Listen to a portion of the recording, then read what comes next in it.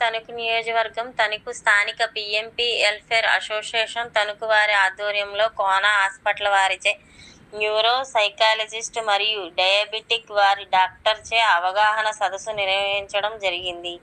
ఈ కార్యక్రమంలో doctor K Sunil Kumar neurology మరియు సంబంధిత వ్యాధులకు చికిత్స, చిన్న చిన్న పరిష్కార మార్గాలు, న్యూరాలజీ వల్ల కలిగే ఇబ్బందులు, వాటి పరిష్కార మార్గాలు వివరించారు. మరియు కొంతమంది పేషెంట్లకు పరీక్షించి ఉచిత మందులు పంపిణీ చేశారు. ఈ కార్యక్రమంలో పీఎంపీ వెల్ఫేర్ అసోసియేషన్ తణుకు సభ్యులందరూ పాల్గొన్నారు.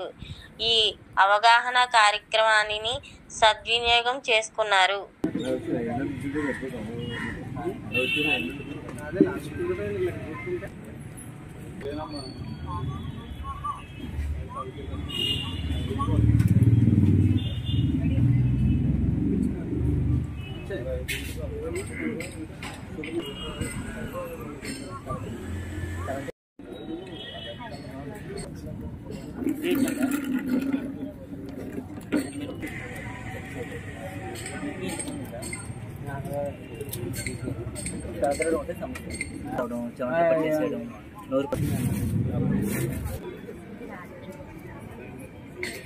కూడా బాగా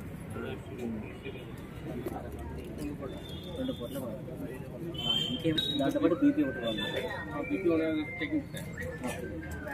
బీపీ డాక్టర్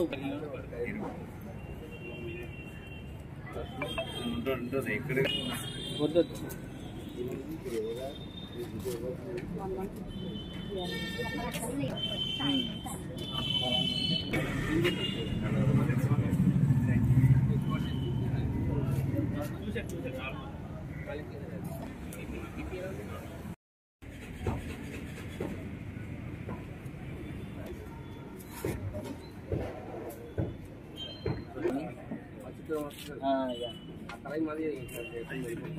చాలా ఉన్నాయి.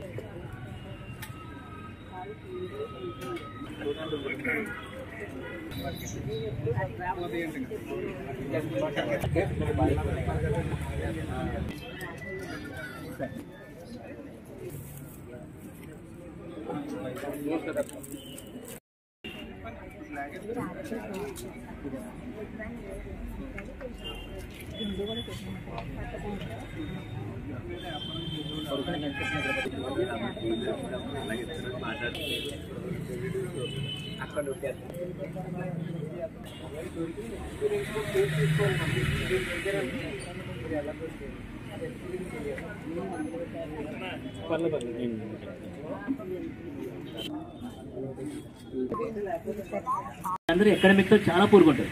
మనం చదవట్లేదు ఇది కాదు, అది బేసిక్గా కాన్సన్ట్రేషన్ లేకపోవడం వల్ల జస్ట్ లోపలికి ఎంటర్ అవుతుంది కానీ రిజిస్టర్ అవ్వట్లేదు. సో దీనికి టాబ్లెట్స్ ఉంటాయి. అది జనరల్గా అయితే 6 years 7 yearsకి మనకి సైనాప్స్ న్యూరల్ సైనాప్స్ ఫామ్ అవుతాయి.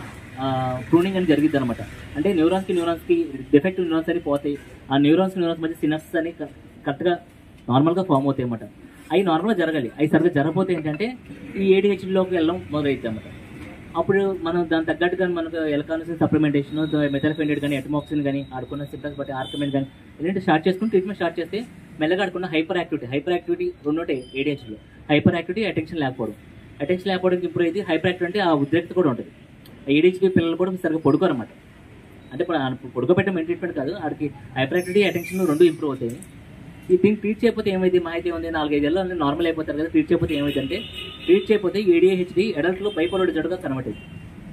సో మనం ఇప్పుడు బైపోలార్ డిజార్డర్ చూసుకుంటే రిట్రోస్పెక్టివ్గా వెనక్కి వెళ్తే ఆల్మోస్ట్ 40% మందికి చిన్నపిల్లప్పుడు ADHD హిస్టరీ ఉంటుంది. 40% మందికి ఉంటుంది చూసుకుంటే. తర్వాత ఇలాంటి బైపోలార్ డిజార్డర్స్ అలాంటివి ఏముండవు. అంటే లైక్ కొంతమంది దేవుడు చూడగానే బూతులు వచ్చేస్తాయి తెలియకుండా లోపల. ఆ తర్వాత మళ్ళీ లోపల పశ్చాత్తాపం వస్తుంది. అవి ఏంటి దేవుడు చూడగానే నాకు ఇలా బూతులు వస్తున్నాయి, లైక్ లస్ట్ టైప్లో బూతులు రావడం ఈ టైప్లో ఉంటాయి అన్నమాట. ఎందుకు ఇలా వస్తున్నాయని చెప్పేసి దేవుడి దగ్గరికి దండం పెట్టుకోవడం భయం వేసింది. బేసిక్గా అక్కడ ఏంటి థాట్ని జనరల్గా మనం ఆపుకుంటాం. ఇప్పుడు బ్రెయిన్కి ఆపుకుని, ఇప్పుడు ఎలా అయితే మనం యూరిన్ ఆపుకుంటాం బ్లాడర్లో, అలాగే బ్రెయిన్ కూడా థాట్స్ని ఆపుకునే గుణం ఉంటుంది. ఇప్పుడు మనకి ఆక్సిపిటల్, ఫ్రాంటల్ ఈ ఏరియాలో తేడాలు ఉంటాయి బ్రెయిన్లో. ఆర్బిటల్ ఫ్రాంటల్ ఏరియాలో తేడాలు ఉంటాయి. ఆపుకునే గుణం పోతుంది. సో చేతి కొడుకు 4 సార్లు కొడుకు చిన్న మురుకు కొట్టింది అయిపోద్ది, నీకు వచ్చేస్తుంది. అక్కడ ఏమైనా క్రిమినల్ అనుకుని ఆడికైనా బెడ్లో హెచ్ఐ ఉందేమో కొడుకో, లేకపోతే నీకు హెచ్ఐ వచ్చేది.